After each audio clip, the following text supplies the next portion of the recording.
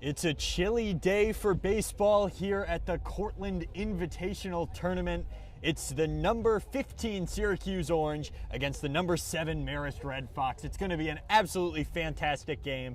I'm Jack Elliott here alongside Carson Cass for a great day of baseball. Carson, what are you expecting out of this one? Well, to be honest, it's going to be just an absolute barn burner, I think. Both these offenses are real hot right now. We've got the seventh team in the nation, Marist, against the 15th overall team in the nation, the Syracuse Orange. I got to imagine this one's going to be real good, real close. Whether it's a barn burner or a pitcher's duel, I think we could go either way on this one. On the bump for the Red Fox, it's Noah Casper. He's a junior. He's been pitching for 3 years for this school, and he's sporting an ERA that's just over 3. He's 3-1 on the season. Pitching for the Syracuse Orange, it's Ben Thomas, a freshman. He is 2-0 this year, and he has a 3.6 ERA.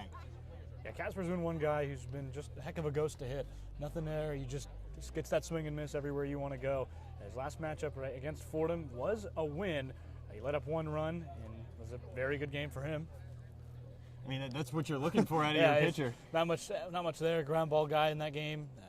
Got the win. That's what you're looking for. 2-0 win over Fordham was the last game they played, I believe. Or no, 2 games ago they played that. So, yeah, this team is looking for a better start to the season. They're 6-3 in their conference, 10-3 overall. The Marist Red Foxes just really want to find a way to put themselves back together. 6-3 is not where you want to be at the number 7 team overall in the nation. And a loss to Syracuse certainly won't put you on the track that you're hoping for in that technically easier conference. And Syracuse is really quite the opposite. You know, it's Jake Kleiman's first year as the executive, the president of this team, and as well as the in-dugout coach, and he has been pretty incredible. The team overall has been pretty incredible. They've only lost 1 game on the season, and that was in a series that they won against Bentley. They swept Clarkson a couple weekends ago. They're sitting real pretty so far. Absolutely. They're currently 2nd in their conference with a 3-0 record in conference. SUNY Brockport above them only because they also haven't lost, but just played more games. They're 6-0 overall, 7-1, overall. And I'm really excited to see how the Syracuse Orange squad comes out. Their leadoff hitter obviously is one to watch out for. Yeah, we're going to take a quick break before we get into the game. We'll be right back.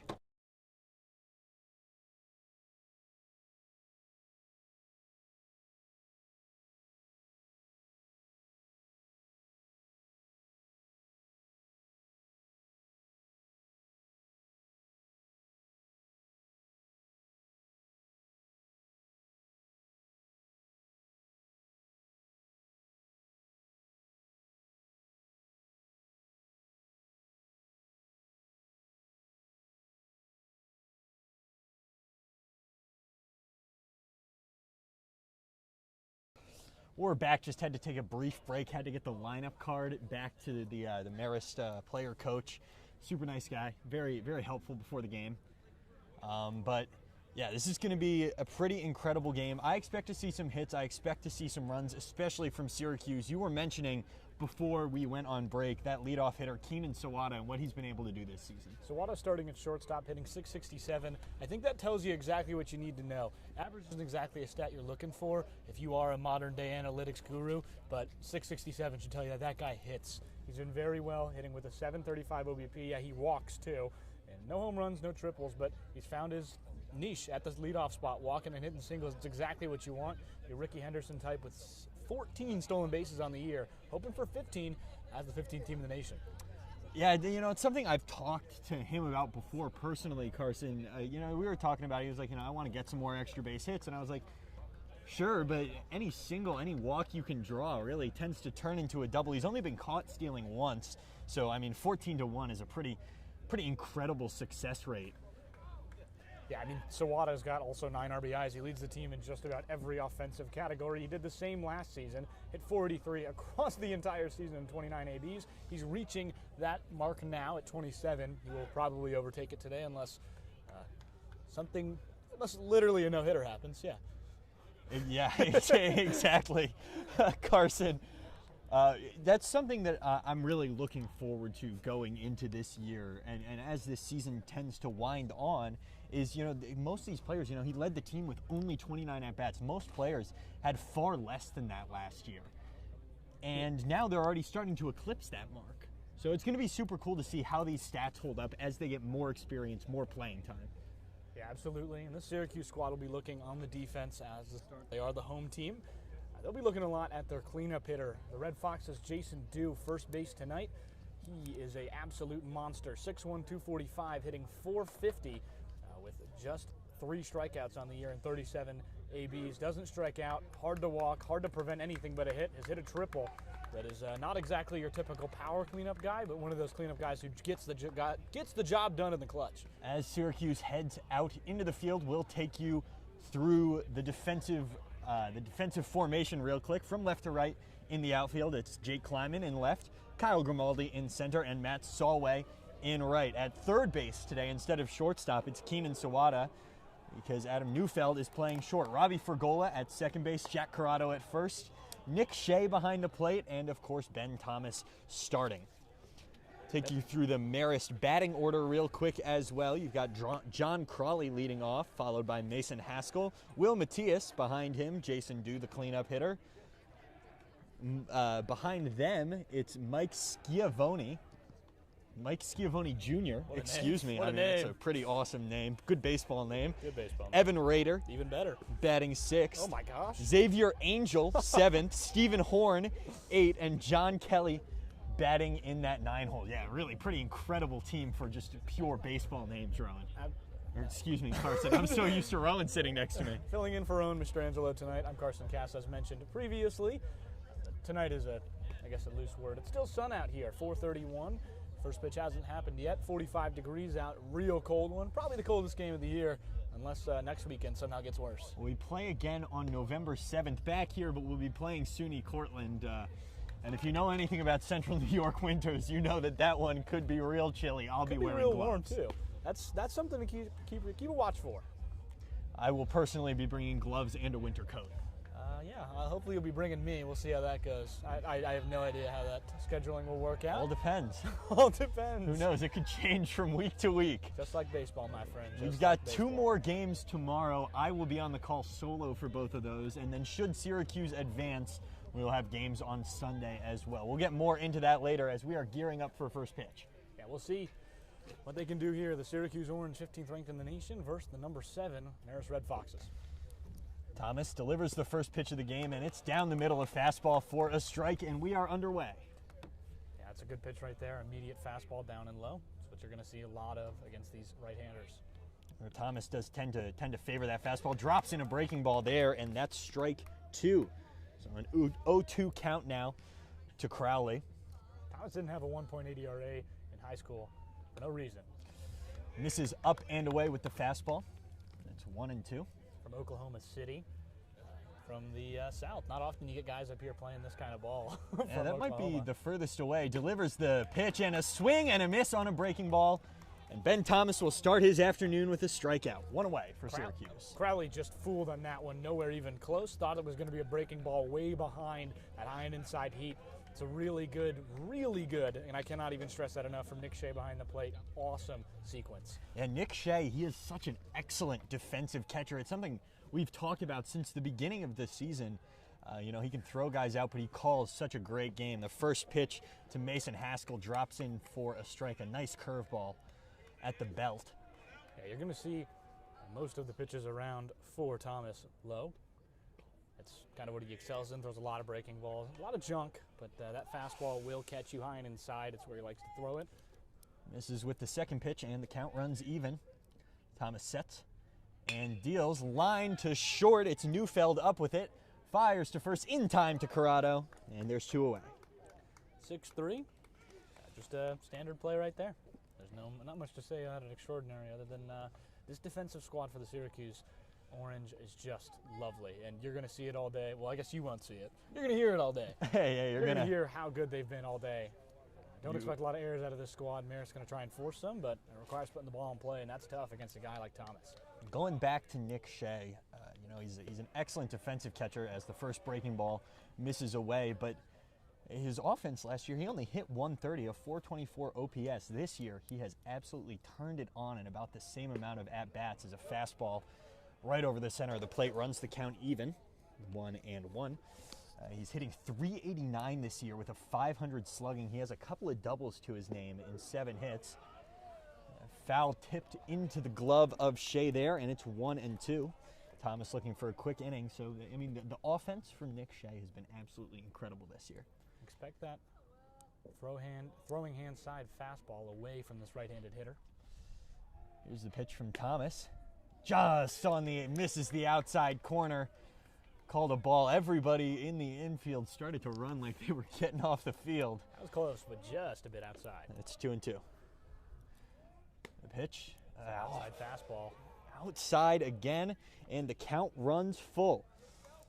I mean, you just got to go to what your bread and butter, right? Curveball here could be expected after that fastball, but you could go back to the well. The payoff pitch. There's the curveball, and just fouled off by Matias. Really well done to foul that away behind home plate to the left.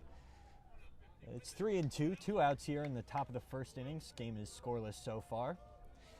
Thomas gets the sign and sets. Good fight from Matias. Kick and deal. Fouled again into the dugout.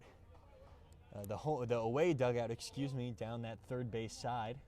Matias hitting .457 with a .578 OBP and a .714 slug is his slash line. Very dangerous hitter. Ow, indeed, my friend. He's got some power on him. You have to hit a home run. Payoff pitch. That skips away from Shea, but Matias will take the trot to first. So Thomas loses the number 3 hitter after getting ahead in the count 1-2.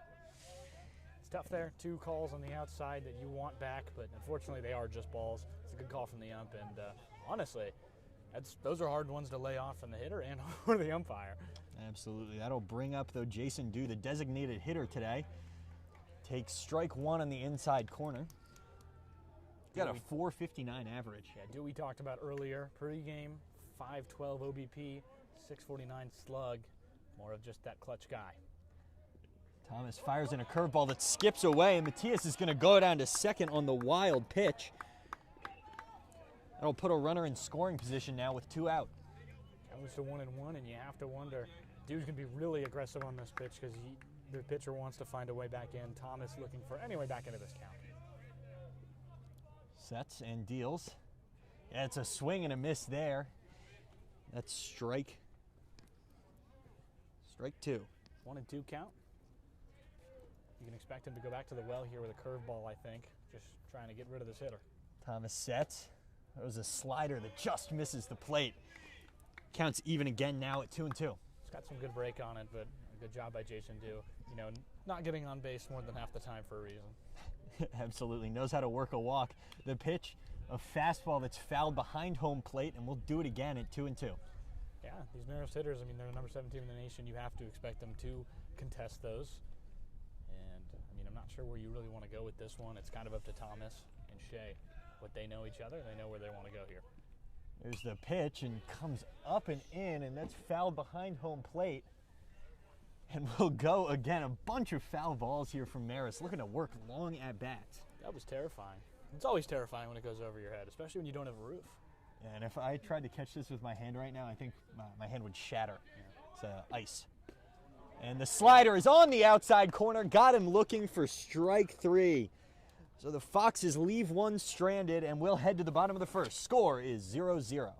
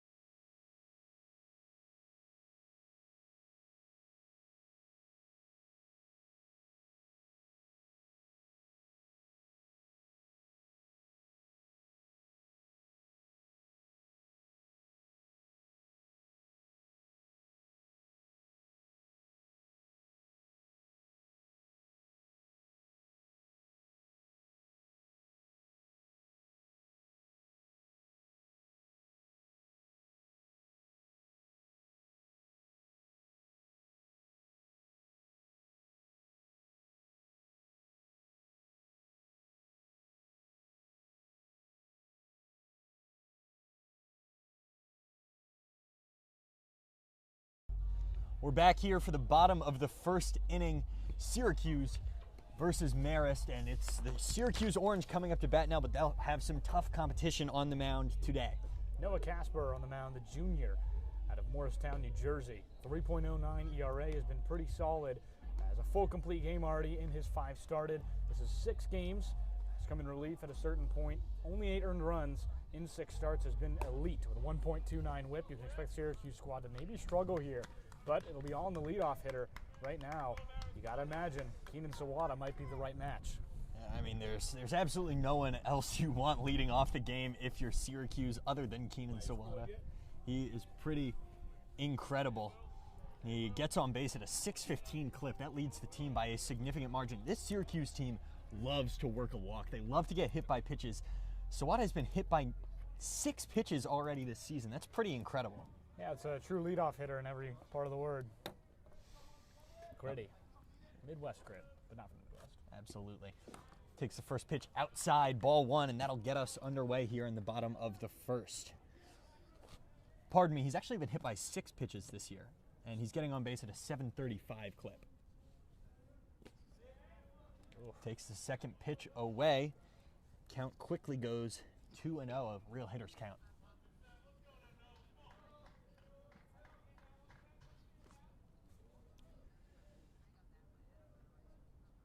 Kick and deal from Casper. That's right down the middle, fastball. It's 2-1.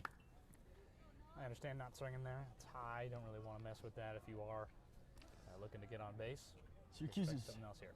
very selective with their pitches that they swing at. He grounds that one down to Kelly at short. Sawada's quick down the line. He might beat it out, but umpire calls him safe. Just got in there. Syracuse will start it off with a lead-off infield single. And Keenan Sawada, a constant threat on the base path, now going to cause some havoc. Awfully close. And call goes the way of the Orange. Sawada's speed mainly to blame for that one. That will draw up the second. There's a shortstop, excuse me. Adam Neufeld. Excuse me. Yeah, Adam Neufeld, I mean, he's been, a real consistent contributor this year for Syracuse. He also steals a lot of bases, so Syracuse just really looks to be aggressive on the base pass. Looks down to lay down a bunt. It's going to go foul. Oh, love me some fundamental baseball. Just trying to move the runner over. I mean, any chance you can get to get Keenan Sawada closer to home is one you will absolutely take. Neufeld this season is batting .500. He's got a .632 on-base percentage, so he, like Sawada, knows how to get on base and probably would be the leadoff hitter if Sawada wasn't so excellent. 0-1 pitch now, and off goes Sawada, but it's fouled away from Neufeld. Uncomfortable hack there from the senior from Gilman, New Jersey. Shout out New Jersey. Shout out New Jersey. A lot of Jersey. I mean, that makes sense. We grew up in New York. Bruce Springsteen movie came out today. Speaking of New Jersey. Oh. Jersey native. I'll have to go see that soon. Maybe that's a good watch. I'm sure it'll be good. Absolutely. At least interesting. Sawada, who ran last at bat, takes a healthy lead off of first. The pitch, and it's swung on and missed by Neufeld. He'll go down swinging. The runner is not advanced. High cheese for the first out. You got to imagine there. It's at neck level. See that high fastball. It lights your eyes up, but unfortunately just under it. No way to swing at that one. 3 uncomfortable hacks, and he goes down on strikes. If you can hear it, the Sweet Escape is playing from the Syracuse dugout, and you know what that means. It's Jack Corrado. Takes a healthy hack at a first pitch fastball. Count starts 0-1. Corrado 6'2", 200 from Towson, Maryland. Went to the Boys Latin School of Maryland in high school. Boy, can he hit. 4th-year senior, and no kidding. Hit 400 last year with a 750 slug. Tied in almost every stat there, but this year's also hitting 400 like he did last year. This time with a 560 slug. He's yet to find that deep ball. Yeah, we have seen he has a ton of power. Sawada breaks for a second. The throw down is not in time, and Sawada swipes another bag. High and right from the catcher, Xavier Angel. Just an absolute maniac on the base pass, Keenan Sawada. That'll get a runner in scoring position for Corrado, who is second on the team in RBIs with 8. That's his 15th stolen base of the year, Sawada. The kick and deal, and it is outside, and Corrado takes a big swing. He will sit down on the bench. The second strikeout of the inning for Casper. Casper rolling right now. That was a beautiful pitch outside. Started high in that arm slot and just fell apart as it came to the plate. I'll bring up Jackson Greer, who has a pretty incredible slugging percentage given his average and his on base. He's slugging .692, takes a half-hearted swing at the first pitch fastball. It's 0-1. Yeah, when you're hitting .385 and your slug is nearly double that, it's a pretty good sign. You have to go deep, though. 3 extra base hits is tied for second on the team. That pitch is outside. He'll lay off that one. It's a very good take. Not something you expect from the sophomore, especially a power-hitting sophomore. You like to see that as Greer stands in once again against Casper. Casper looks in the kick and deal, and Sawada breaks for third. The throw down, not in time. He'll steal another base, and he's gotten himself all the way around the base pass. 16 stolen bases on the year for Sawada. Simply incredible. Exactly where you want to hit her. Greer, 2 strikes. Greer, like we were talking about earlier with Nick Shea, has greatly improved since last season. His average has clicked up over 200 points as he takes fastball outside. It's an early year. Even more room for improvement. It's just over half of the ABs he had last year, 22, 13 this year. 3-1 now, a hitter's count. Greer looks to put the orange up early. He'll take the walk, though. That fastball is outside, and it's runners at the corners now with the backstop Nick Shea coming to the plate. That's exactly what you want to see. Shea comes to the plate.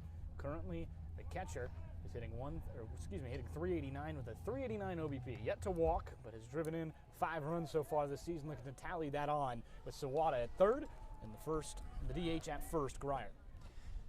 Nick Shea has 5 runs batted in on the season. Definitely the kind of guy you want up here. Takes the first pitch slider for a strike on the outside corner.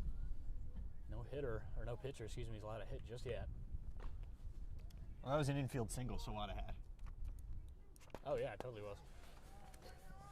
Second pitch is fouled to the backstop. That's on me. Count goes to 0-2. You're all good. It was a close play for sure. I wrote out because I thought he was out, but it was too overzealous. Yeah, I mean, I doubted Sawada's speed, and that's on me. He gets down that line. He's legged out a number of infield singles this year. Some might say he has stolen 3 bases this season, or this game. Exactly. I like that, Carson. I like that a lot. The 0-2 is up and in. Greer breaks for second and steals the base with ease. So Syracuse aggressive on the base pass early. Now have 2 runners in scoring position with 2 away. Greer's second stolen base of the season. Very young. Him and the season. Precisely. It's 1-2 now to Shea. The pitch is upstairs for the second ball. Count runs even, 2-2. Casper is currently being haunted by that upper fastball. Really has no way to place it, and when they go to the breaking ball, again, it just always feels like it's high, which I don't think is where Casper's trying to put it. Wind might play a factor today. The 2-2 is upstairs again, a breaking ball that just couldn't find its way back into the zone, and the count goes full for Syracuse yet again. A little bit cold. It's especially easy to get rattled at a time like this. Need mental fortitude when it's 45 degrees. The payoff pitch swung on and missed by Shea, and that will retire the side for Syracuse. We'll head to the top of the second. Score still 0-0.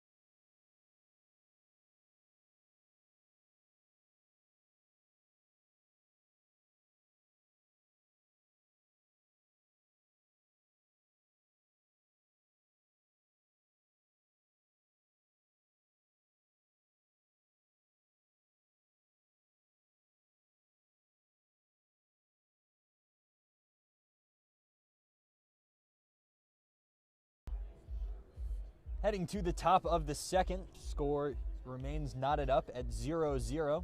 Marist coming up to bat. It's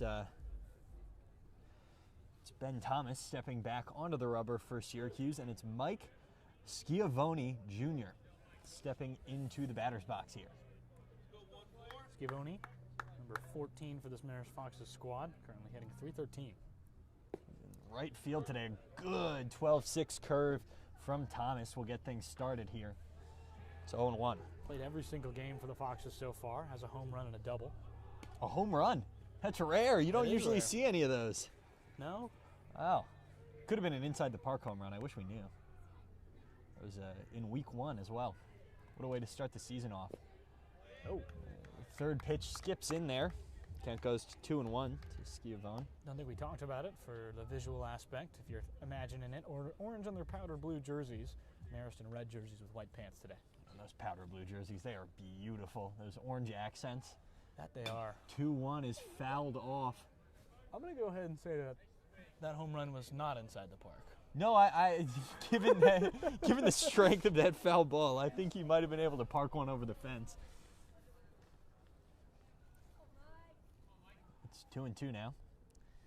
Thomas sets and deals. Breaking ball misses the plate just low, and the count goes full. Want to get this batter out. Evan Rader, the third baseman right now, is coming up to deck. Wants to plunder the Orange with a 474 OBP. Nice.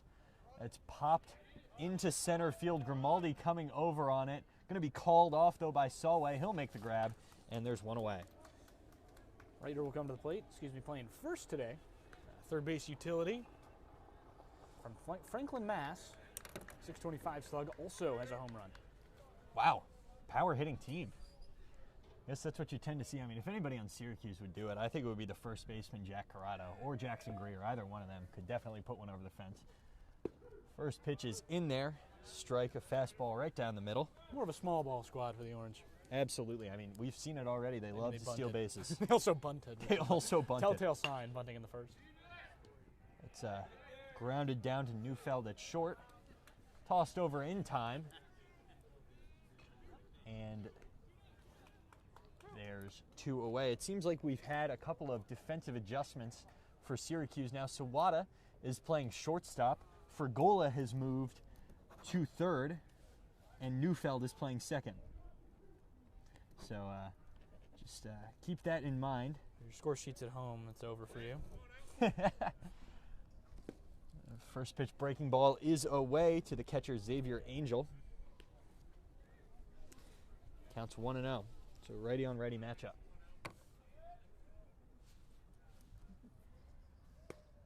Another breaking ball just missed, popped out of the glove of Nick Shea. Angel struggling a little bit to get those hits. Hitting 182, but has a 321 OBP, which is a guy who is very patient, and maybe a little bit too patient. Is typically what that stat line will tell you. Slug is 182, 321, 182. This guy only hits single, and he doesn't hit too much. Definitely somebody who knows how to walk, though. 5 walks on the season as the breaking ball curls in for a strike. It's down the middle in terms of heat maps, but that one did not start there. Very good pitch. And that's where Thomas loves to sit. The 2-1 is popped up on the infield. Sawada comes over, makes the grab, and the side is retired. A 1-2-3 inning for Thomas from his fielders. Really backed him up there. We'll go to the bottom of the second. Score still 0-0.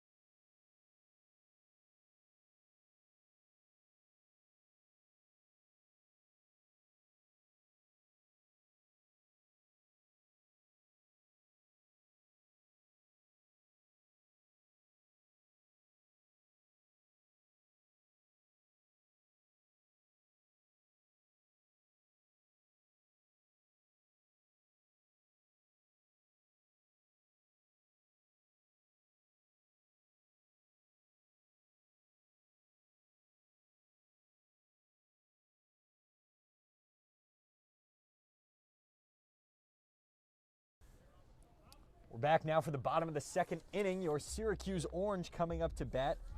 And it's Robbie Frigola at the plate for the Orange. Frigola, he leads the team in walks this year. I was going to say, I was trying to figure out where Frigola played. And he's second on the team in hits. So, you know, this lineup, bottom to top, just knows how to get on base. And it's really the most impressive thing. But Frigola, as he pops one up on that left side, the shortstop Kelly is there, and that'll be a quick first out. What I was saying, though, is that Frigola in the Bentley series nearly parked one over the fence in right field. Some sneaky power on that kid. From Heinsberg, Vermont, one of the, I guess, farther ones, because a lot of guys are from New Jersey. It's going to bring up the executive, though, Jake Kleiman, the president of the team, batting 7th today out in left field. Takes the first pitch on the outside corner for a strike. Kleiman hitting .467 this season with a 600 OBP. Found a way on. Yeah, loves to get on base. He doesn't tend to steal a lot of bases. He has a couple on the season. Lines one into left field, though. That's going to get down for a base hit. Takes a hard turn, looks at second.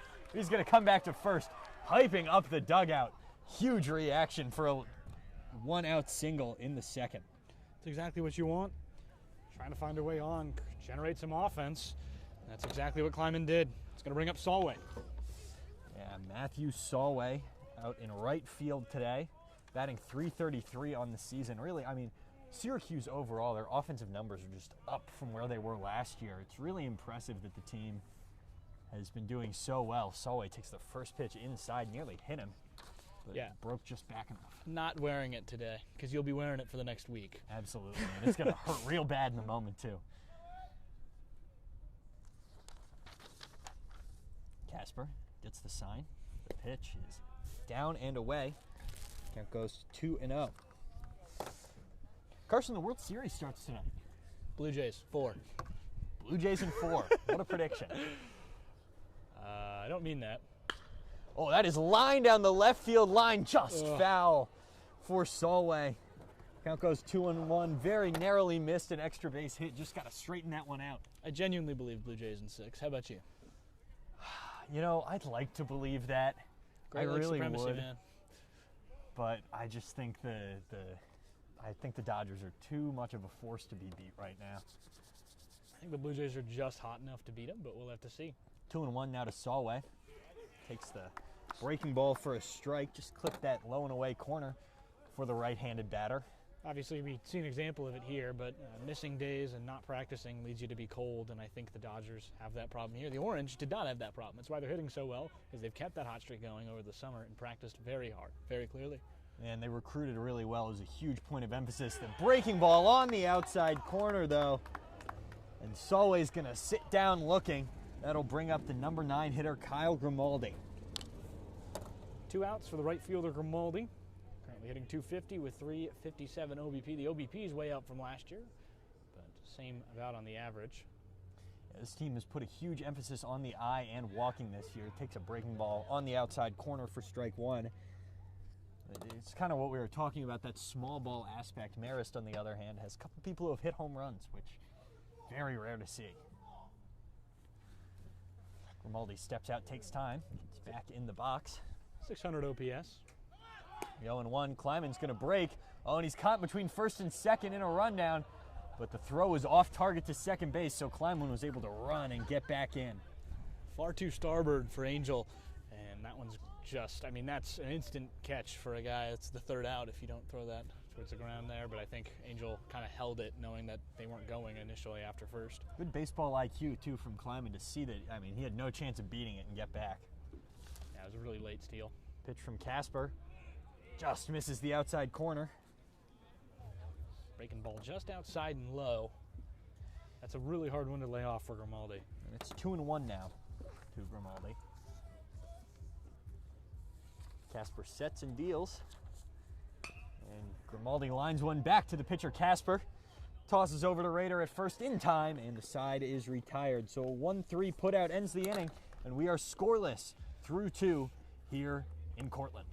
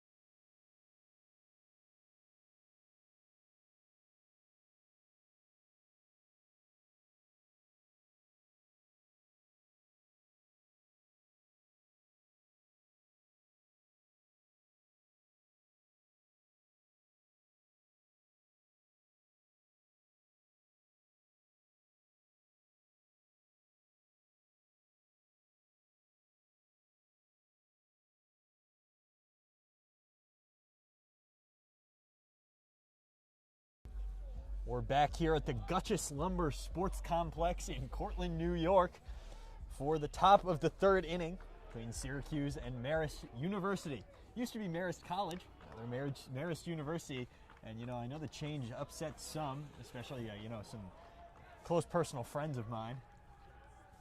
But I kind of like the U, Marist University. Got a nice ring to it. First pitch to the second baseman, Stephen Horn. Just catches that outside corner for a strike. Not a lot of schools with college in them other than Presbyterian at the D1 level. Takes a wild hack at that fastball up. Quickly down 0-2 in the count. Yeah, if you're, that's not what you want to see. That's not what you want to go after there. Just a wild hack there, and bounced back to the pitcher, Thomas. Over to Corrado at first in time, and that's the first out for Syracuse. So the inning starts the same way the last inning ended, a 1-3 putout.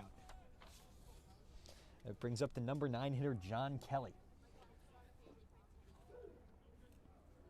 John Crowley.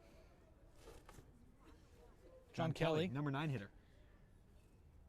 Yeah, John Kelly flips over to John Crowley after this. John Crowley is due up next. I wrote 9 twice. I see. That pitch is fouled away. First pitch fastball does a good job getting out in front of it. Just manages to flick it away. Kelly steps back in on Thomas. Thomas sets, kicks, and deals. That pitch is popped up. Thomas comes off the pitcher's mound to get it, calls off everybody else, and takes it himself. There are 2 retired now. The lineup flips over back to the left fielder, John Crowley. Now Crowley is up. There it is. Struck out in his first appearance at bat in 4 pitches. Not exactly what you're hoping for Crowley. Looking for a bit of a spark for this Marist offense, which has yet to find themselves on base without a walk. Yeah, Syracuse has had a lot more traffic so far than Marist has, it's fair to say, as the first pitch breaking ball doesn't find the zone, just above it to the righty batter. But, yeah, I mean, they've had trouble finding anything off Thomas. Syracuse has had a little bit more success. No runs for either team, though. Count quickly goes to 2-0, though, on Crowley. Strikeouts have kind of cindered away, but still rolling for Thomas. Another fastball goes high, and it's a 3-0 count to Crowley. We'll see if he's got the green light here. Thomas sets and deals, and that's up and in. And so the Fox will have a 2-out base runner in the form of John Crowley getting down to first base with a walk. Moves him back to 0-1. Crowley has 7 stolen bases, but he's been caught stealing twice. So it's fair to say he might try and take off here. They're going to check in on him. Very nearly picked him off, but he did well to get a hand back in under the tag of Corrado. Thomas checks in before delivering the first pitch to Haskell. Good fastball just below the zone, though. Got to get ahead of Haskell here. Very good hitter, 432, 488, 514 slug, and 1,000 OPS is something you don't want to mess with or play around at all. Absolutely not. Grounded out to short his first time up. As he flies one into right field. Solway's coming over. He'll take a look at it. It's going to bounce just in that little cutout they've got down there to make room for the bullpens. So the count will go 1-1. A little too far, as the first baseman or the right fielder can collect. Solway. 1-1, I believe we may be. No, we're not out of ball. Excuse me. It's 1-1. No, they still have enough. Ump's got some in his pockets. He'll send one back down to Thomas. Counts 1-1. He'll get the sign to go. Checks in on the runner at first, Crowley. Deals. And a good breaking ball. Just catches the bottom of the zone. It's 1-2. It's a low curve. You can maybe expect him to do the same with the slider, try and hit that same area and force a bad swing path out of Haskell. Here's the pitch, grounded down to Corrado at first, jumps, makes the grab, steps on first in time. 3 unassisted to end the inning. Still 0-0 going to the bottom of the third.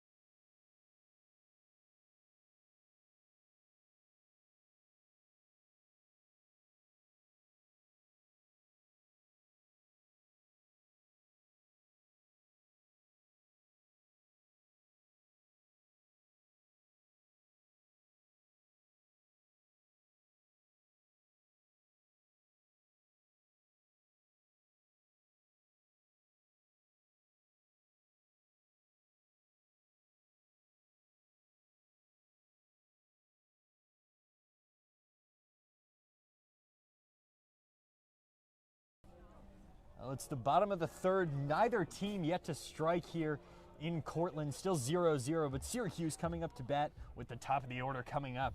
It's the ever-dangerous Keenan Sawada leading off the third inning now. Sawada first time up, kind of stole that first base. I mean, yeah, if you want already, but I would call it that. I would call it, I mean, it's not technically a stolen base, but he legged out an infield single that was real close. If I was a baseball god, I'd call it that. Of course. Took the first pitch as a ball, but lined to short. Kelly did a great job to get over, get himself in front of it. Hard contact, though, from Sawada. Unlucky not to get on base. Those really hurt. Sawada mashed that ball, but it just goes right to the shortstop. Now what you want to see is Kelly doesn't have to move much to collect that. On a day like today, his hand's got to be stinging. Yeah, that seems like a perfect glove, though. I mean, he had all the time in the world. I think he really got that in the pocket. Oh, I meant Sawada. Oh, Sawada? Yeah, I mean, that's when you have to go sit down and rub your hands together repeatedly for 15 minutes about. Right. Adam Neufeld now grounds it right down to Kelly again. He'll fire over to first in time. 2 quick outs to the shortstop. That'll bring up Jack Corrado with 2 away. The Sweet Escape is such a great walk-up song. Boy, it is. Is Corrado looking for a sweet escape from the first inning? Struck out there. And he does tend to strike out. He leads the team in strikeouts, but man, if he can get bat on ball. That is popped up and back, and I'm looking to make sure it doesn't hit our head. Oh boy. We're good though. Yeah, he leads the team in strikeouts and triples, and he's second on the team in at-bats, runs, hits, extra base hits, and RBIs. Our stat sheet is color-coded. Carson's never seen it before, so gotta explain it to him, make sure he knows. Corrado fouls that one off, though. I can't read the gray. Oh, I see. I see. That could be a bit of an issue. It's not exactly ideal, but hey, you know what? At least the team is color coordinated. Beautiful powder blue gloves for Corrado. Corrado sets. Casper's pitch is up and away. It's 1-2 now to Corrado. Maryland native looking for something here. Has that cat 9 bat. The breaking ball just up, and I mean, that's personally a pitch that I would swing at. I love that breaking ball hanging above the zone, but a good eye, and the count will run even. That's the most tempting flyout of all time. Swings at that fastball that was just up and fouls it back. We'll do it again at 2-2, and he wants that one back. Yeah. Give a grimace. Yeah, Corrado is just not exactly where you want to be on that ball. He's just so close to mashing one over the wall here with such shallow right and left fields. The 2-2. Grounds one down to first. Just foul.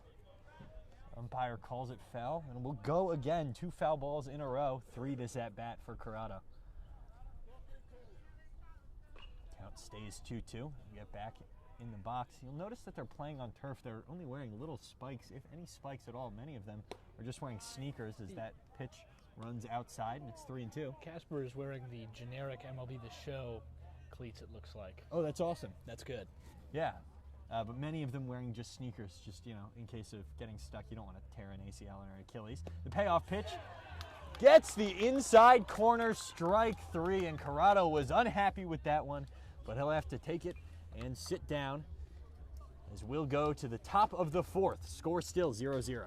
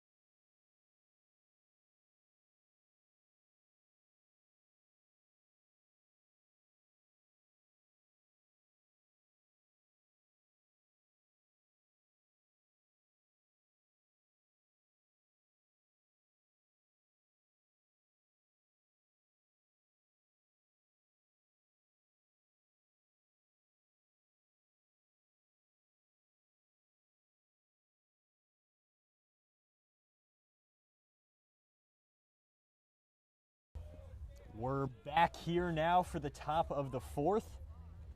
Neither team yet to strike. It's a real pitcher's duel. That was your prediction before the game, Carson. And it was. First pitch to Matthias is fouled down the third baseline. Third base coach just tried to get that ground ball. Couldn't quite get it. Just hurt his hands. And elicited some boos from his own dugout. That was pretty funny. Red Foxes are not pleased. I never understood Red Foxes. Always orange. Yeah, I mean, is it like a panda, like how there are red pandas? I don't know. Red pandas are also red. That's true. Second pitch. Fouled off down that same side again, and this time somebody made a play in the dugout, and so they're going to razz the third base coach about that one. But it's 0-2. The base coach tries to defend his honor, walks over to the dugout. Thomas doesn't like that one. The ball. Thomas wants a new ball. The ball, yeah. We've been instructed to try and get some more if we can find someone, but I personally don't know how to do that. Me either. I'm not going after it, are you? Thomas stands in. Fastball is low and away. Counts 1-2. On these colder days, as Halloween approaches, it gets a little scary. Pitchers have a tough time staying in the rhythm, staying warm in the dugout, and you're seeing that here. The 1-2 is just fouled away by Matthias.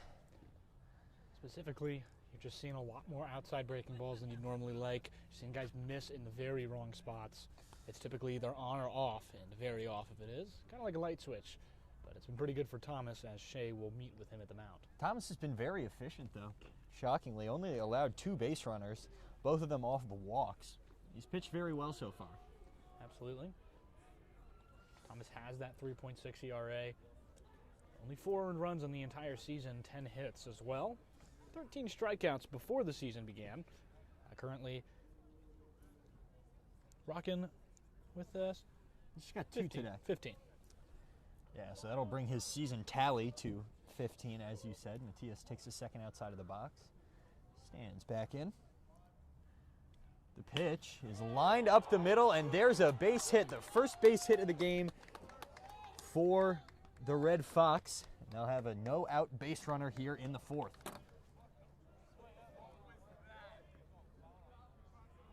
They'll bring up the cleanup hitter, Jason Dew. One could say he's due. Very, very good player. That's kind of the reason that we talked about it earlier. It's because he's such a clutch player. Bigger guy, 6'1", 245. Will mash a ball down the line if you aren't careful or in the gap. First pitch to Dew is lined down the line just as you said it into right field. Solway over to collect. He's going to take a hard turn and head back to first. The throw to third is not in time. Matthias goes first to third on the single. And that's 2 straight hits to start the inning for Marist. Runners on the corners as Dew mails one down the line. Syracuse not able to collect in time. It's going to be a tough play for Corrado in any event. Schiavone up to bat now, looking to deliver. Third-year junior. Trying to find a way with a .313 average, .390 OBP. First pitch is lined into right field again, and they are teeing off of Thomas. Matthias is going to come in to score easily. Dew heads down to second, and 3 straight hits see Marist take an 4th inning 1-0 lead. It's an RBI for Schiavone in that. Runner on 1 and 2. Dew decides not to go after it. I mean, if you're Syracuse, you got to start thinking, hey, this is not where we want to be with our pitcher. They're going to take a minute and meet with him now. Somebody up in the bullpen and warming for the Orange as Evan Rader comes up looking to plunder another run out of Dew here. Certainly an opportunity with a runner in scoring position for Rader as the raindrops begin to fall. I really have no plan for that. Me neither. The computer might get a little wet. First pitch is down the middle, a good breaking ball. Count starts 0-1 to Rader. Still no outs for Marist here in the top of the fourth. Runners on first and second. Jason Dew on second. Mike Schiavone on first. Line down to third base. They're going to tag the runner in between second and third, but they won't. He gets around the tag. Jason Dew with an athletic play to get around the tag of Frigola, and the bases are loaded. That is a big bad man who just got a fielder's choice for his buddy there on the line. I don't know how he got around that one. That was very impressive. The bases are loaded with no outs. It's going to require some Houdini work from Thomas if he wants to escape this inning unscathed. Xavier Angel comes in, and he's not been having the best of seasons. 182 average, but a walk here, which he's been plentiful of, would be great for him. First pitch from Thomas is up and away. The Marist dugout is loud right now.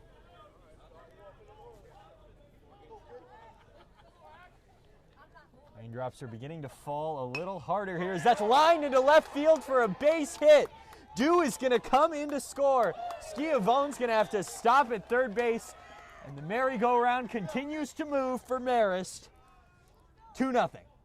Never seen a group of guys happier to have their hands hurt here, as it feels like 38 out, and can't imagine that feels good. I think Syracuse is going to go ahead and pull the plug on Thomas here. Yeah, it's going to be Goodman coming out to have a chat with him. We'll see if they decide to pull the plug. We'll be right back, though, after this short break.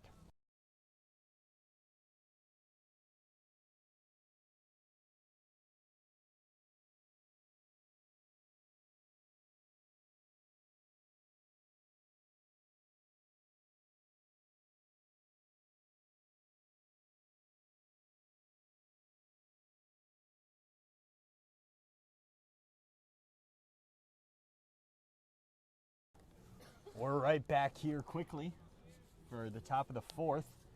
They decided not to pull Thomas in the end, but it is really starting to rain out here, so we'll see if that'll affect our gameplay at all. Hopefully it'll lighten up any minute now. It's Stephen Horn coming up to bat for the Red Fox. Weather app says we've got about 25 minutes until the rain clears out for the rest of the day. Been drizzling a lot here in central New York, as it always does in the fall. Cold weather never stopped us, though. It was raining earlier at Syracuse.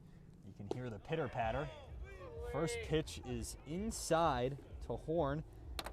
Count opens up 1-0. Horn 0-1, popped out earlier. Swings and fouls that one back between the legs of Shea. Count goes even at 1-1. And Thomas just really needs a lucky break and do some soft contact earlier, but a wild play down at third. Fergola went for the tag, and Jason Dew got around it really impressively. It's starting to rain harder here now. Juked out of the way, as this surely can't be good for Thomas. It's not how you want to get your rhythm. This could be his last batter. That pitch is outside to Horn, and it's 2-1 now.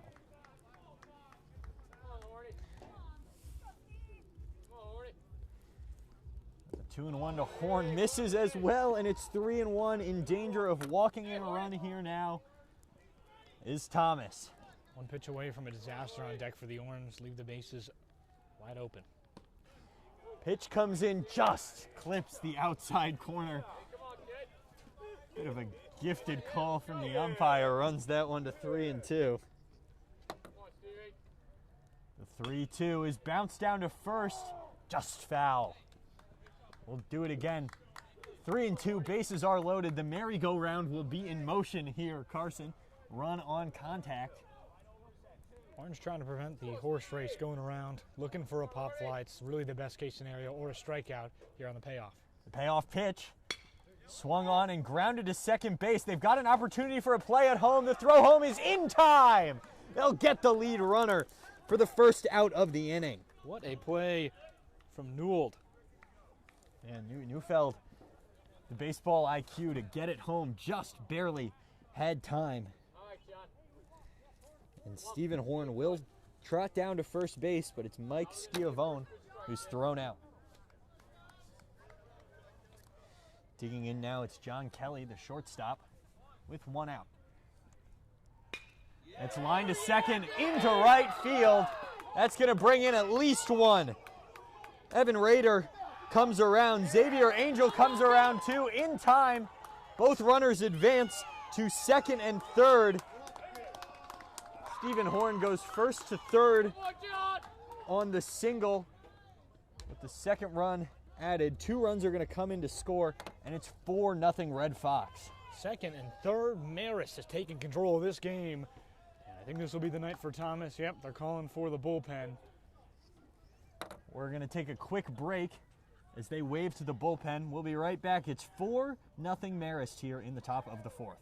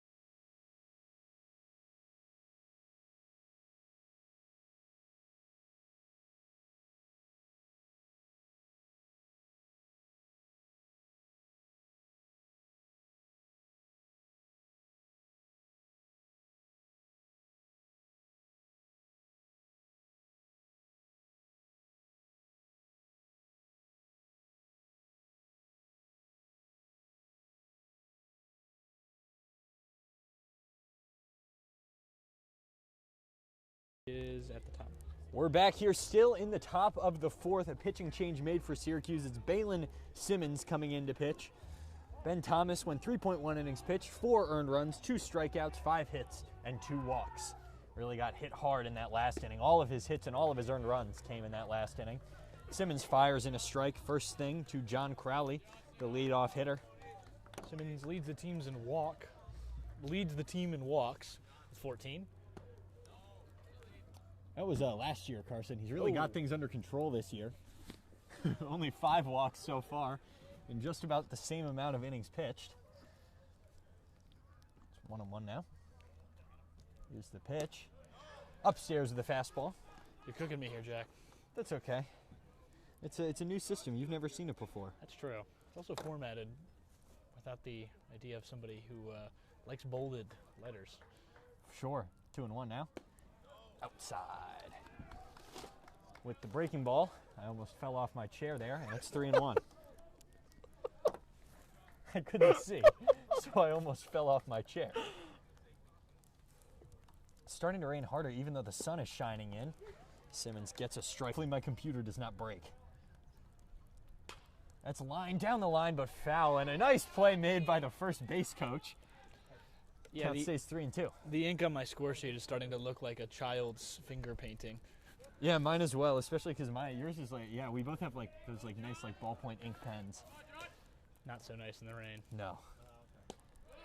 A 3-2 is upstairs, and another run, or another batter gets on for Marist. It's been consistent all inning, and that will bring up Mason Haskell. Boy, it's real rainy out here. That it is. I'm not really feeling it, but my scorecard is taking the brunt of it. Haskell, Hopefully my Chipotle chips are okay. Haskell hitting .432 with a 48 OBP. 0 for 2 today, though, as the first pitch fastball comes up and in Nearly for a gets ball. Nearly gets a new badge on his Boy Scout belt, as he almost wears one. I like that, but Boy Scouts tend to wear their badges on a sash. I would know.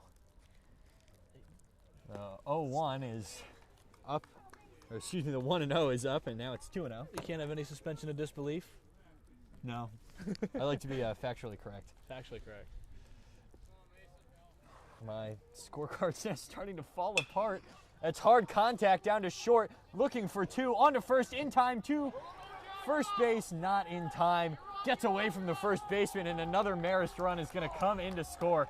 Marist gets 2 on the fielder's choice with an error, an E4 for Syracuse, and it's now 6-0. 6-0 Red Fox is not how you would hope to go into this game for the Orange, especially in the group stage.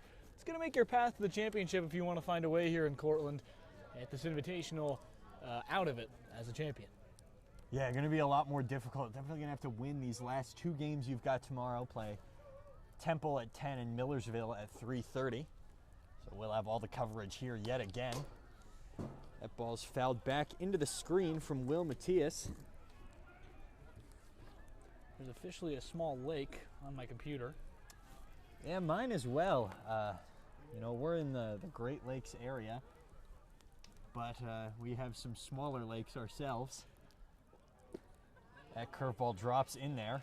Awfully fitting that Fitzgerald Fall is quite rainy, isn't it? Yeah, I wish we had a towel or something. Maybe we'll ask around in between innings if anybody has a blanket or a towel they'd be willing to donate to the cause, mainly of cleaning off my computer.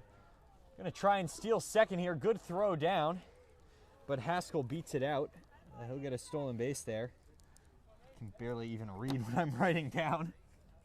The vibes are good. The vibes are always high when you and I get on the call together, Carson. It's very rare. We're roommates, for those of you at home. A good little piece of background information. Matias stands in now. Simmons fires in, gets a swing and miss. That's strike 3 to Matias, and we'll get out of this one, Syracuse. That's the end of the inning. I got a little distracted, mainly due to the rain pouring down. We'll head to the bottom of the 4th. Marist strike big in the top of the 4th. It's 6-0. We'll be right back.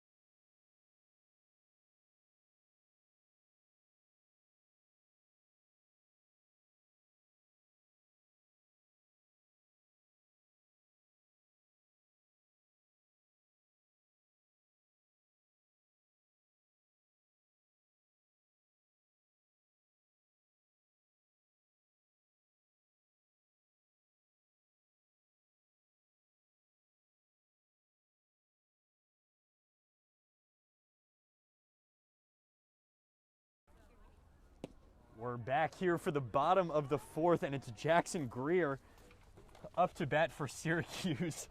My scorecard is wet mush at this point, but it's still legible. Jackson Greer, the cleanup hitter. And if there's anybody you want to start a rally, which Syracuse is in dire need of, it's him. Shout out the Syracuse parents. I believe the mother of Jack Corrado. She's wearing a hat with number 5 on it, which is Corrado's number. So shout out her for getting us a blanket, which is going to be a huge help here.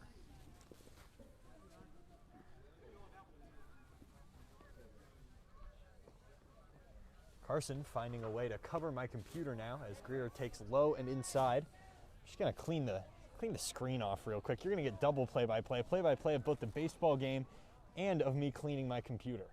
Yeah, we're doing our best here in these harsh conditions. It's not...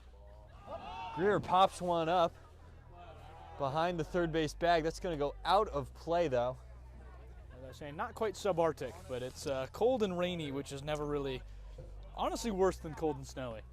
I would agree. The snow takes a little bit longer to get real annoying. My mother wisely advising me from home not to ruin my computer, and I am doing my best. I'm statless right now. Closed his computer up. In the fear that I do not have a warranty. Apple Care Plus? No Apple Care Plus for you, Carson? I don't remember, and to be honest, I'm not going to go find out. Yeah, no need to risk it. No. Greer fouls one off. Oh. Takes strike 3 on the bottom corner. Really nice pitch there. Been a big zone all day. They've been calling it, but that's just below Greer's knees. It's a tough break. That's the first out of the inning. I'm going to attempt to write it down here, but my paper may come apart at any moment. My computer is still on. It's just a little darker because I have a blanket over it. Doing what we can. Coming up now, it's the catcher, Nick Shea. Wondering how long it's going to take. We have fielders with batting gloves on. Seems like it has stopped raining, fortunately, as Shea wanted that one back. Heads up. Guy with a table. Behind home plate. A guy with a table nearly taken out by that pitch. Nearly met his end. Had a shield. No. He would have been all right. He would have been all right. It wasn't hit that hard. Had a shield. 1-1. On the outside corner, just off the outside corner. So it's 2-1. Things starting to lighten up, and we can focus back more on baseball. Thank goodness. Instead of preserving the items that are bringing you today's stream. It's lined into center field by Shea, falling fast. Haskell's going to get over and make the play for the second out. That'll bring up Robbie Frigola, who is playing third base today, was originally playing second. And with 2 away now in the fourth, it's looking pretty difficult for Syracuse to get much of anything done. Frigola with the Grisham look, long gray sleeves, and no batting gloves. Shout out Trent Grisham. Takes the first pitch on the outside corner. 0-1. Not a fun night to have no gloves on, my friend. No, it's a bold choice, but I respect favors it. The bold. Fortune does favor the bold, Carson. Takes the second pitch, and it's 1-1. Frigola steps back in. Moving on deck, the president. The kick and deal from Casper. Grounded down to second base. Horn gets over to it, fields it, bobbles it a little bit, makes the throw in time, and the side is retired. So we will go to the 5th inning. Syracuse scoreless. Marist has 6 after a big top of the 4th. We'll be right back.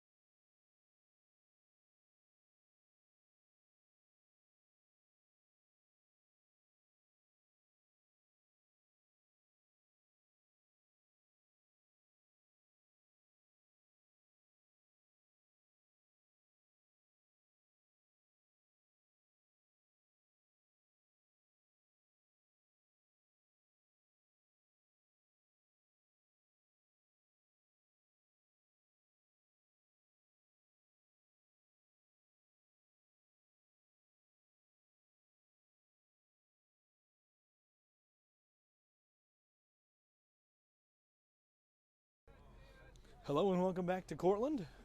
I'm Carson Cash, joined by Jack Elliott still. As this game goes on, to the top of the fifth, excuse me. Up now is Jason Dew, dealing still Dalen Simmons. The pitcher utility player will literally do anything you ask him.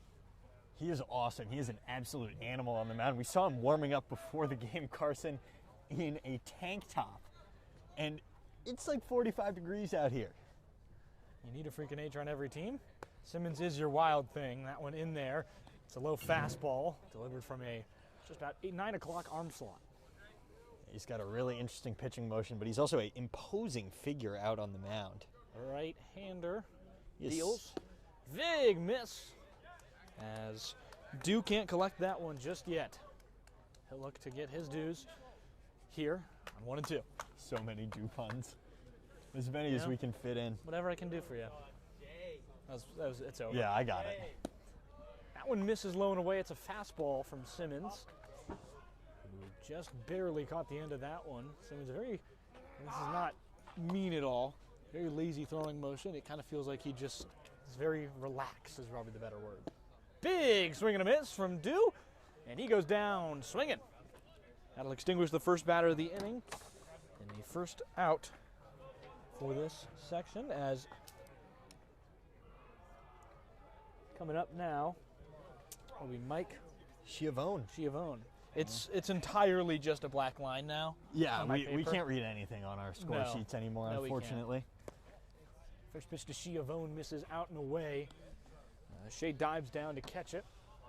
It's a good block, but nobody on base, so nothing at stake other than the stat sheet. Simmons 6'3", 220.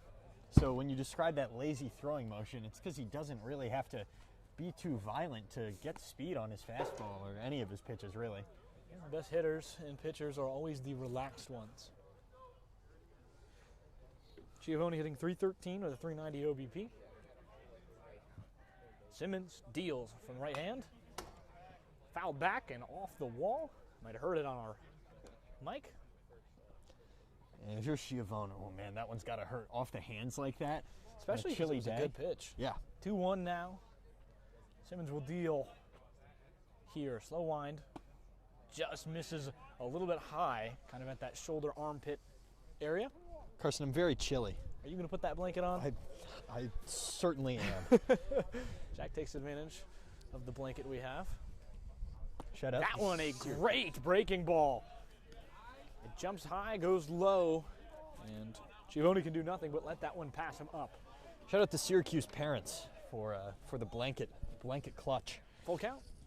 Payoff pitch misses low and away. Schiavone is on for the second time today after flying out and singling a run in. Yeah, he was part of that big inning last inning. They almost batted all the way around. They had 9 batters come up to bat. But a wild end to the inning. Jack refuses to help me as his papers fly away, and he just stares at me. It's starting to get a little breezy here, isn't it, Carson? That's the worst part about cold wind, is that it always comes after cold rain. So you're just like, bad goes to worse, but still in a cheery mood. Of course. It's a beautiful day for baseball. When baseball goes this late into the year, it's very exciting. Simmons. It's a low strike. Very good pitch from him. Paints that lower left-hand corner if you are looking at pitcher's mount. Righty on righty action here. Definitely going to favor that breaking ball. Been a lot of righties today. Evan Rader in the box as that one's called on that right side. Looking to swashbuckle that first run again for this inning as they want to try and keep extending that lead. 6-0 Marist right now. For the folks love at home. a good Raider pun. I mean, you gotta love it. Big Pirate guy. It's a rip ball deep to right field. Going back on it. It's at the wall. It goes down. Lands. After it is Solway. He'll fire it in. One coming in as the throw cut off to third. Doesn't get him in time. It misses off the wall. But he will stay. Raider slams one into the gap. Gets a runner away, and it's a triple as Schiavone scores. It's a great piece of hitting. It's the hardest hit ball we've seen all night, Carson. Slapped it the other way into that right center gap. There's nothing anybody was going to do about it. Just a hung breaking ball. Lost it in the beautiful Cortland sky for a moment there. As I saw, we got a really good jump on it, but that's just kind of the wrong place, wrong time for Solway. A little bit over to the left. We'll now be lining up directly on the middle after that one. Standing in the box now is Xavier Angel. He got the scoring started with the bases loaded. He grounds one over to the third base side, collects it, fires, out at first, and the runner gets home from the third base line. Schiavone scores 8-0 Red Foxes. Yeah, it's yet another good piece of hitting. Excuse me. And it was good baseball IQ from Raider to. I mean, that was the most plundered run he's had all night. He stole that one from Syracuse. That he really did, as he boarded at third base with a triple, and he'll walk the plank home back into the ocean where he will steal a run. Nice. He'll go back to his ship. Getting creative. Yes, we are. As the cold brings out the creative. CC horn in. Watch the second pitch go away as it's 2-0 to the second baseman. We're number 5. He's got high red socks, white Nike shoes, blue helmet, maroon bat. Watches that one go away as it will actually nick the top left of the zone. Very good pitch from Simmons. Nobody warming in the bullpen for the Orange. Not looking to waste any arms here, down 8-0. Yeah, it looks like Syracuse wants Simmons to take the brunt of the work, and then tomorrow, got a couple of more, important games. Big wave and miss at that one, and 1-1 turns to 1-2 on a beautiful pitch. Turns into a swing and strike, and down go the Red Foxes. They collect one as Raider comes in on a fielder's choice. We'll be right back here in just a moment with the bottom of the 5th. Orange down 8-0 to the Marist Red Foxes.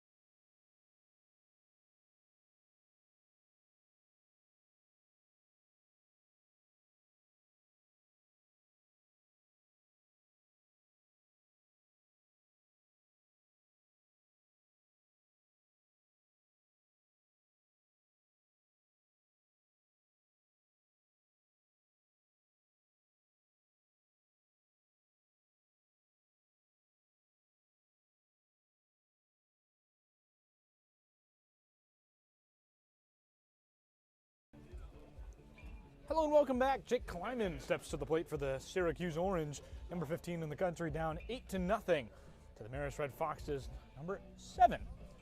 It's been a lot less of a closer game than I think we thought. Marist steals 2 runs in that last half as Raider got home on a fielder's choice after driving one in on a big triple that nearly went over the fence. The president stands in now, Jake Kleiman, having a good season so far, hitting 4.7 with a 600 OBP prior to tonight's game. Currently 1 for 1. Kleiman watches one low as he will stand back in. Quick beat and a quick turnaround. Nobody really looking to wait. Next pitch. Nailed it! High fly ball in the right field. It's a line drive caught by Schiavone in right. He was driven in earlier, and he themselves steals a single away from Kleinman. Could have been more if it had gotten over his head, Carson. That was well struck from the president, but just right at a fielder. More bad luck for the Orange as Matthew Salway, comes in. The 6-foot junior out of Saratoga Springs. It's a pop ball backwards. I think we're getting word of a substitution here, Carson. That's Cullen Fleckner totally who's gonna come in now. Cullen Fleckner from Sudbury, Massachusetts. Ooh. 5'10", also a lefty, which is my biggest telltale sign. This is his 9th AB of the season, or excuse me, 9th PA of the season. Seems like Syracuse has also substituted their next batter, and it'll be Finley Thompson batting in place of Kyle Grimaldi. Pitch misses out and away. Still rolling on the mound is Casper. Syracuse trying to prevent a donut from coming up. Certainly don't want to put up none in this whole game. It's a real momentum killer, especially going into tomorrow when you really need 2 wins tomorrow now. Run diff matters. It's a ground ball over the right side, scooped up by Rader. And more stealing from the Red Foxes. They're sly and clever as they steal another base hit. Hard ball over to that right side. And barely collects. Standing in now, Finley Thompson, the right fielder. The 6-foot sophomore from Barrington, Rhode Island. The Ocean State. I originally thought that was Barrington, Illinois when I saw it, but no luck. Illinois reference. I am from the Lincoln State. I don't actually know what our state is. How do I know Rhode Island? I definitely wouldn't know. Well, yeah, that's a fair it's a fair thing not to know. Swing and a miss, a very exasperated one as Finley Thompson goes after one. New Jersey is the Garden State, Carson. I know that. Yeah, because we have great tomatoes and corn, as well as other produce. Strike called on that lower right-hand corner. A good change-up from Casper. Casper has been dicing tonight. The invisible hero is the Orange, down 8, mainly because of him. Misses low and away. As good job from Thompson to lay off that one. It was just really one big inning from Marist to put SU under. That's all it really took. 1-2. Delivers low. It's now 2-2. 3-2, excuse me, as Casper unable to find the zone there. Just been haunting the Orange on offense here. Already has a complete game this season. That one low and away, and the payoff pitch turns to a walk for Finley Thompson. Leads the team in strikeouts, but doesn't find one there. 3rd walk of the season for Thompson. That will draw up number 17 back to the top of the lineup. This Keenan Sawada comes in, the shortstop. Now started at 3rd today. Yeah, quickly changed after that first inning. They flipped over. From Brookline, Massachusetts, 5'6", true leadoff man, looking for more XPH in his own words. Thompson delivers from the stretch. That is a foul back, excuse me. As Sawada, now 1-1, as that first ball missed high and away. Sun's just starting to set here, Carson. We'll flip the lights on at this point. They are on. Kind of hard to tell in this weird golden hour. It doesn't look like golden hour unless you look far in the distance. A beautiful sunset here in Cortland. Many of you are familiar with the upstate sunset. And speaking of beautiful, a great breaking ball from Casper on that outside corner, just barely touches the zone. 1-2 now for Sawada. Casper from the stretch in his 5th inning of work, swing and a miss. It's not going to be great. Drop 3rd there. Sawada runs over, not in time. As the Orange go down once again. We'll be right back here in just a moment with the top of the 6th inning. Marist looks to add on, piling here, 8-0, Red Foxes.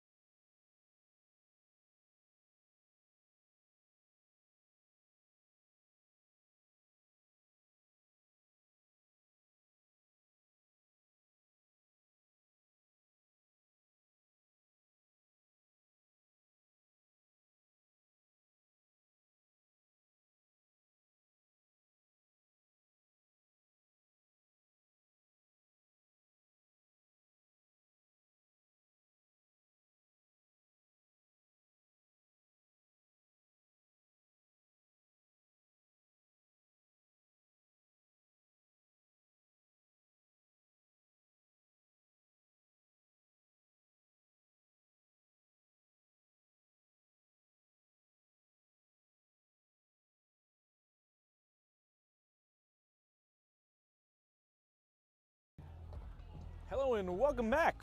It's the top of the 6th. Excuse me. I cannot hit the mute button in time as the Marist Red Foxes lead the Orange 8-0 here. An absolute shellacking of now what's left of orange juice. Number 15 team in the country, but just one bad inning, and it all fell apart from there for Syracuse today. Hard grab ball over to the left side. It's collected by Sawada. He's got a fire in time to the first baseman. And the Orange have their first out on the first pitch from Simmons. It's a quick out, exactly what you need there. Quick 6-3 put out. Exactly what you wanted. It's going to flip back over the lineup to John Crowley for Marist, isn't it? Crowley, the left fielder, has been having quite a day. Can you make anything out from the smudges on your score sheet there? Well, I can. He's walked twice. He's been quite disciplined tonight. No walks against Simmons' his first plate appearance versus him. He was the last batter Thomas faced earlier in this game, who was credited with 6 earned runs. You're right. Simmons with 2 because from those that last 2 inning. runs accredited to him. That's how baseball works for all you people at home. If they're watching this, I'm pretty sure I've got a pretty far understanding, but yeah. Sorry, the cold has turned my brain to mush. Yeah, that's a fair point. It is getting colder as the moment here. Feels like 38 at the start of the game. Now feels like 32. As my hand just about sub-zero temperatures, if you're talking Celsius. 2-1. Simmons wave. Whew. It's a big wave from Crowley, as just barely doesn't get it around. Count now 1-2. 8-0. Simmons delivers from the faltering Orange. The defense has been pretty good today when they can make a play. Only about 1 missed play. It didn't really count as an error of such a difficult one. There's that funny little play down the third baseline, Carson, where high ball popped back after Simmons delivers. Almost went in the other field. No courtesy heads up either. I would have yelled it, but I didn't really want to get rid of your right ear, folks at home. It's another low ball, and 1-2, and loses them. Simmons goes to 3-2, and then falters. Now a walk. Nobody warming in the Orange bullpen. They're just trying to let Simmons get rid of this one. Kind of end this game here. I want Simmons to take the bulk work of this one. They'll have time to switch pitchers in the 7th if they really need to. Orange will have the last laugh, bottom 7. They're the home team tonight. High curveball, misses. And now Mason Haskell, who has brought himself the last run of the 5th against Swald, Simmons. Oh, nails him. Haskell eats it though. No reaction. Nonchalant as he goes head to first base. That'll advance the runner Crowley, and the first 2 runners are walked, one of which a very painful one in the spine. Yeah, he took that right on the back. You could hear the thunk. It didn't sound good, Carson. No, it did not. It sounded like it hurt quite bad. Simmons looking to escape a jam now. Runner on second and first. Batter now is Will Matthias. Misses high to the third baseman. Matthias already got that rally going in the 4th. Had a single and made it all the way around. He walked in the first against Thomas. Yet to see Simmons. High and inside, no flinch. Count will move back again to 2-0. Simmons just losing, it seems like, a little bit of that control now, Carson. He's not been quite as sharp as he was before. It is a cold night in October, and once you're lost, it's really hard to find it once again, especially in weather like this. A good breaking ball hits low, touches that bottom of the zone, paints the black barely. It's 2-1. Simmons from the stretch with 2 runners on. Right down the middle, opts to watch it go. 2-2 your count. Some good run on that fastball. Brought it back into the zone, just clipped the corner. Almost moves like a cutter. Kind of flies outwards, glove side. 2-2. It's hit into the air, right field. After it is the right fielder, he collects it. It's going to be good enough. As Grimaldi fires it in. And the runner at third base Crowley will just wait. That's a good piece of hitting, but couldn't quite time it up right to get too much power on it. Kind of really weighted up out there for Solway. Up now, Jason Dew, who nailed a single in one of the last 2 innings. This is away as he decides to just throw it back. Shea considered throwing it over to first. Runners at the corners. Jason Dew stands in now. Simmons from the stretch after his first out of the inning. Right down the middle as paints it down Main Street. He kneels as the runner goes from first, second, and third as Haskell makes it second. Just a little bit of a defensive indifference there. Didn't even throw down a check on him. Dew 1 and 3 overall, struck out twice. That single is sandwiched between 2 strikeouts as that one misses low.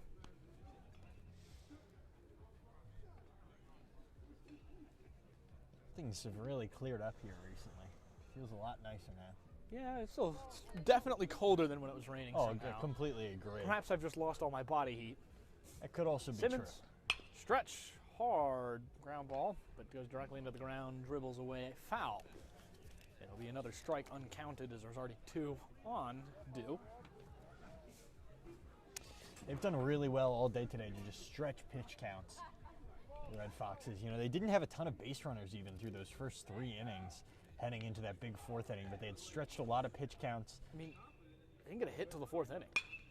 Hard ball, deep right field, trailing back on it is Grimaldi. He'll get it on the track, and they'll end the inning here for the Orange. As that is a good inning. First clean 1 and 2. Orange still down 8-0 as we travel the bottom of the 6th. We'll be right back with Syracuse Club Baseball in just a moment.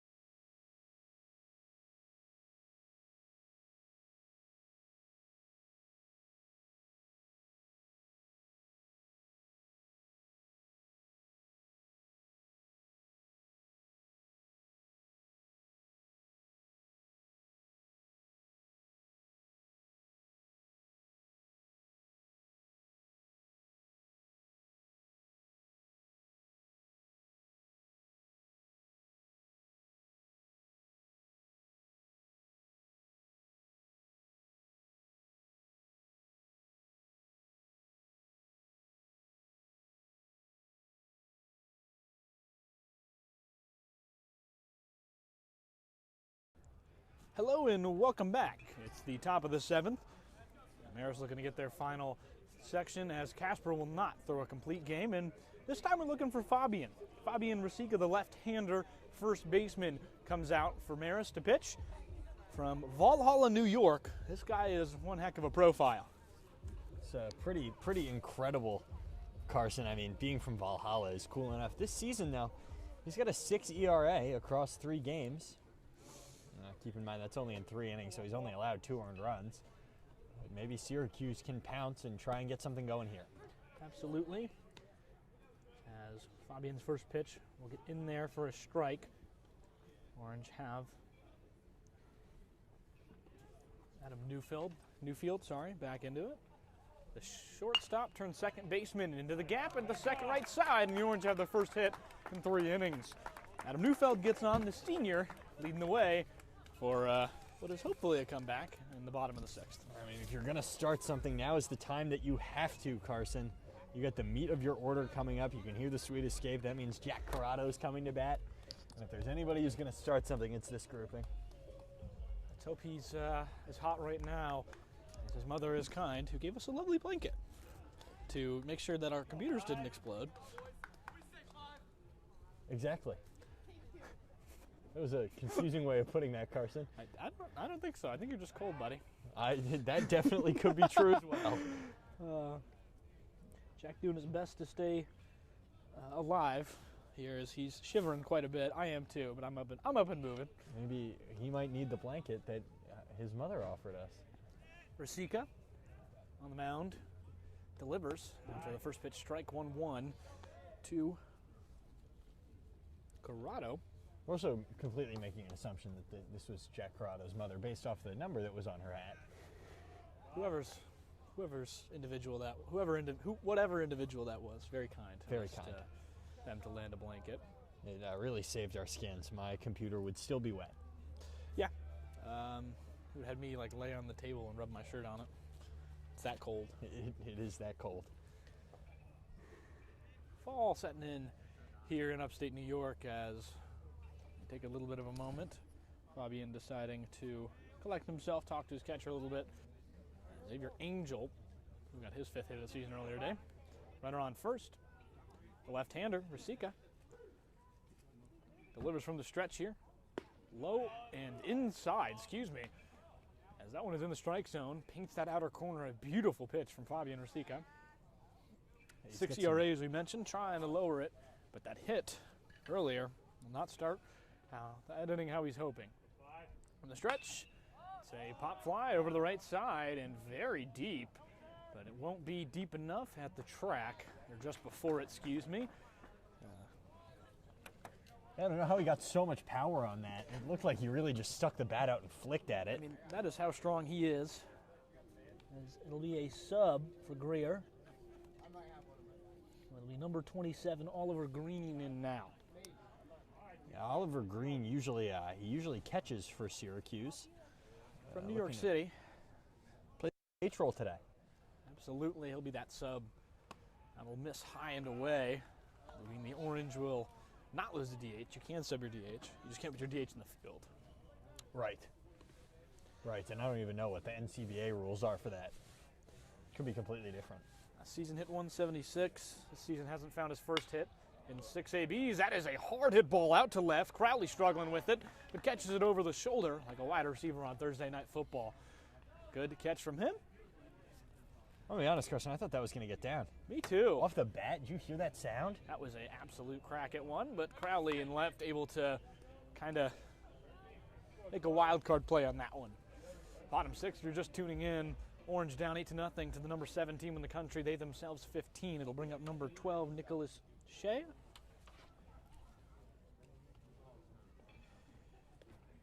Shea hitting .389 before today. Ooh, that scared me. Came right back at us. Well, I'm sure they heard. Yeah, of course. Shea has a fly out, a deep to right, and a strikeout to his name today, 0 for 2. Surely lower that average and what will be his potentially 21st AB of the season. Rasica, runner on first still from the stretch now with 2 outs. It's fouled off. Shea defends it just a little bit. All right, Joel, let's go. Cruising day like today. It's easy to get into a pitcher's head if you really start hitting, but it's also really hard to hit the ball as a hitter, because your hands just don't do what they want to. That is a high fly ball to right, mostly foul, major foul. It will go towards the parking lot. Dribble right near the bullpen, down.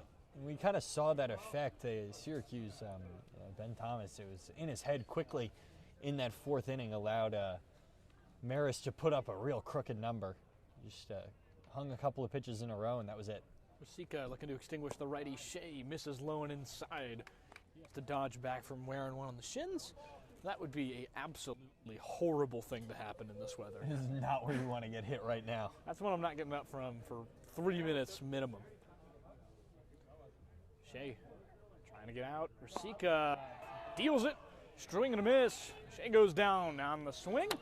And the Orange have a runner on, but can't get anything out of it in the bottom of the 6th. We'll move top 7 as the Orange look to keep the Red Foxes at 8. As we'll be right back in just a moment.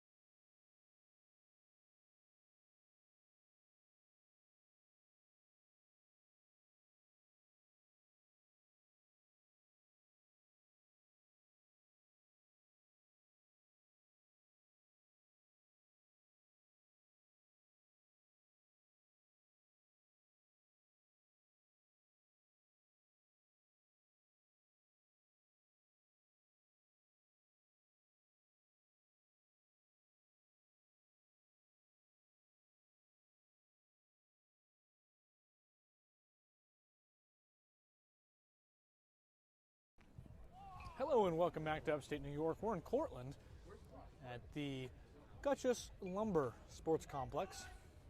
Heck Quite yeah. a name. Quite a name. Home of the Awesome. Red Dragons. We drove right by Gutchess Lumber on our way here. Local business, I suppose. I'm not sure about that. Either way, Simmons still on the mound for the Orange. The right-hander deals, and it is a just outside to Evan Rader. Evan Rader, your favorite guy. Not my favorite. That is a pop into the right side, foul near the bullpen, going after it. It's a dive, and yeah, he's okay, hopefully, as Grimaldi slides for that one. First baseman Karate. I think it's a Schiavone, actually. Is it? It totally is Schiavone. Number 14. Those orange numbers are hard to make out from very far away. I meant batting for Marist. Oh, is it? Oh, yeah. Sorry. Apologies. That's my fault. The cold has turned me as well to mush. It was only a matter of time before it got me. Yeah, it got me early. No amount of pacing can help me here as the deal goes way wide. 0-2 now as Schiavone down 0-2 on 2 foul balls. Rocketed it towards the Syracuse dugout. The dugout has lights in it. Do you see that? I do. I've never seen that before. That is odd. Simmons, 0-2. Misses way low. Tries to get Schiavone to swing, but does not. Rader on deck. Looming.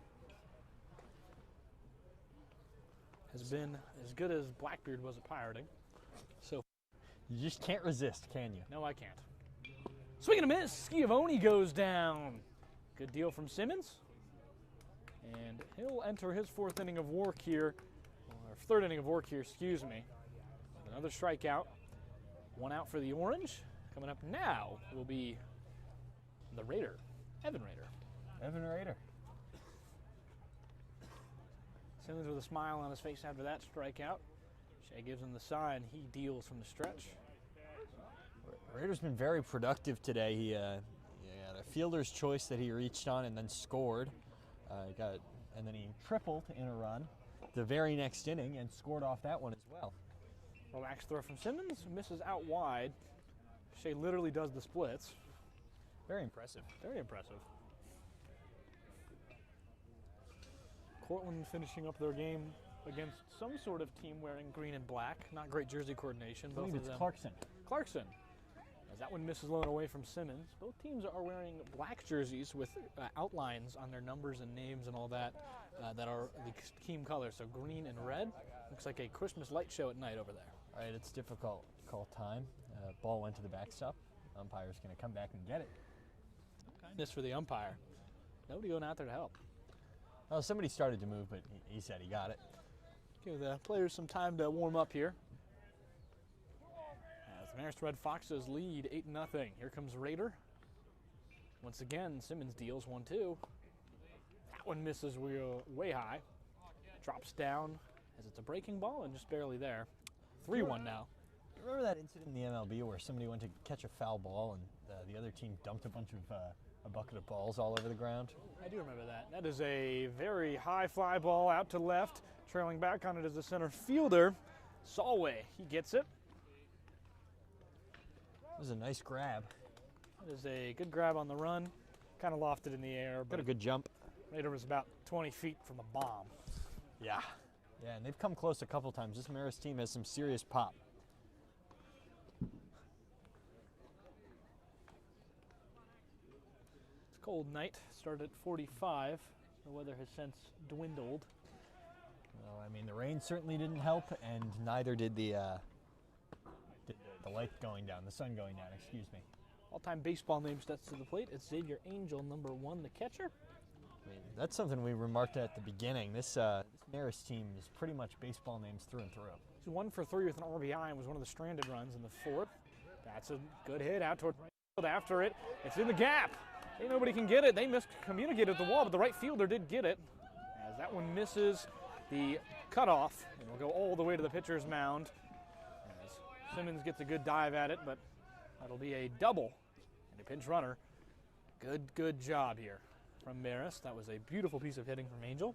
He's now 2 for 2, 2 for 4, bang, with an RBI to his name.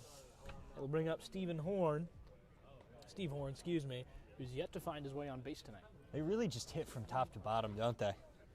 They do. They have been deadly beautiful in that hitting sense so far. Horn at second today, also pitches, but has not pitched yet this season. Listed as a pitcher. That is a foul ball. Back to the left side. Will land in the softball field, just port side 7 o'clock from us. It's chilly out here, Carson. Yes. I'm shivering. I don't know if everybody at home can hear, but I'm shivering. My teeth haven't started chattering yet, though. Top 7, teeth chattering. Ground ball to second base. Fired back. And it's a good play for the Orange. They get out of this one. Left a runner stranded on second base. It was Angel, but no help can come for him. We'll be right back in the bottom of the 7 as the Orange look to make the impossible happen, down 8-0.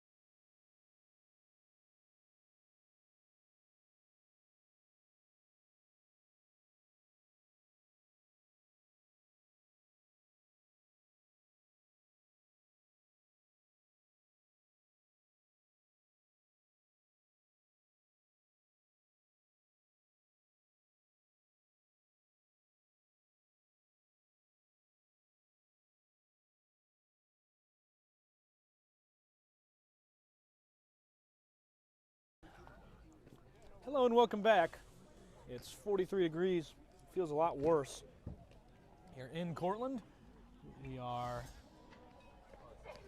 sitting here at a lovely lumber sports complex here in upstate New York. It's a beautiful night. Golden hour still looming in the back of left field behind a group of pine trees by the scoreboard.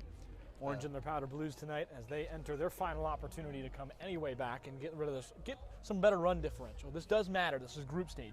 Run differential matters in a severe way as they really need to find a way to get a run of plate, maybe just one, because it might count. They might be the lowest seed in the tournament at 1 and 2 if they can't find a way over one of these two teams tomorrow. But this team's been really good. I don't expect them to do that. I expect them to go 2-0 tomorrow, in my humble opinion.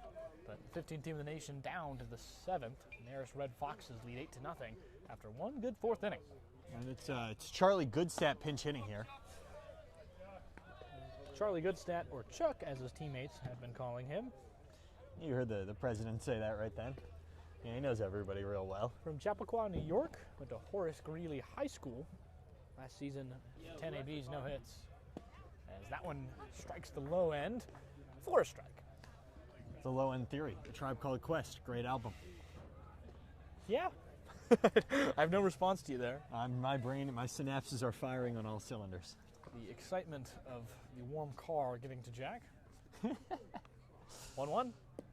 Way low. He swings anyway. It's a good attempt from Stat. He's looking for his second hit of the season. Has only appeared at the plate 3 times. Has a 3.33 average, 3.33 OBP, and a 6.67 slug as one of his hits. His only hit, was a double. Big wave at that one. 2-2 turns to 2-3. He goes down on a swing. And that will be it for him tonight. Unless the Orange can find a way to bat around. It would be pretty incredible, wouldn't it? It would. It'll start with the president as Jake Kleiman, who is hitting 7th tonight. We'll start here. The senior, 5'6", from Ridgewood, New Jersey. Shout out Ridgewood. That one in there on the outside zone for, Fabian Rasica. We are looking for Fabian today, if you didn't hear that one. Had to get that one in a second time, huh? Moneyball is that good. The lefty to the lefty. Good job by Kleeman to lay off that one. Yeah, it's a lefty-on-lefty matchup here. How many fingers can you feel, Jack? 1, 2. I'm feeling 3 right now. That's impressive. Yeah, it's been like a Teenage Mutant Turtle. They have 3 fingers. Right. Yeah, I loved get that it. show as a kid. Good show. Yeah, I've never seen it, but they're coming to Magic the Gathering. They are. That is something we'll stay away from. Yeah, nobody at home needs to hear about that. No, they don't. The president watches that one go. It'll go down as a strike in the scorebooks. Just called on that outside line as 2-2 the count. Fabian looks in for the sign. Trying to extinguish another out in his second inning of work. Fabian here from the stretch. Misses high as the president will bring it to a full count. Very executive of him. He decides what the balls and strikes are, and he didn't like that one. He didn't like that one. Good eye. Kleiman. Fabian deals 3-2. Payoff pitch lined over to the dugout. Nails the Marist fence and will go foul. That's most balls that hit the fence on the foul line do. Yeah, they tend to. They tend to. Be difficult for it to come back into play. Sources say. They've been telling me this. They have been telling you this indeed. Take quick time. Frigid day. There's some sort of... Oh, someone's going to go run out and get that foul ball. Sure. So it has not become a issue on someone's ankles. It wouldn't be ideal. Not ideal. Kleeman, 467 average coming into this one. OBP 600 with a 467 slug yet to get an XBH. It's been good though. See what he can do. Fabian delivers. This one is a pop fly towards that right side. First baseman, second baseman coming in on it. And it is dropped. It's going to count as a drop. Gets it in his glove, but Raider can't hold on. And it will bounce. Orange have a runner, courtesy of Evan Raider. It's Colin Fleckner, pinch hit last inning. Oh, Coming yep. in there. Well, he pinch hit last inning. He's now just hitting again. Yeah, I know. You're good. You're good. I can only describe Jack's position right now as a right angle. He is so cold. He's trying to keep his body warmth in his hands. This is true. It's not really that cold. It's just we've been out here for a while. I'm feeling a little bit warmer as I've been walking around. Jack has been wallowing in cold. I'm also sitting at about a 3% body fat. The rest of it is bone. Fleckner takes that first pitch for a strike. The second one will miss high as the Sudbury, Massachusetts native will stand in now here with a 1-1. This season hitting a 375 with a 545 OBP, a 625 slug. Has hit a triple. Orange would like that as it would bring in a runner. High ball in the air. It's a pop fly. Raider will have another chance. He won't go after. It'll be Schiavone. And the second baseman will collect Horn for the second out of the inning. Runner on first for the Orange and 1 out away from an 8-0 loss.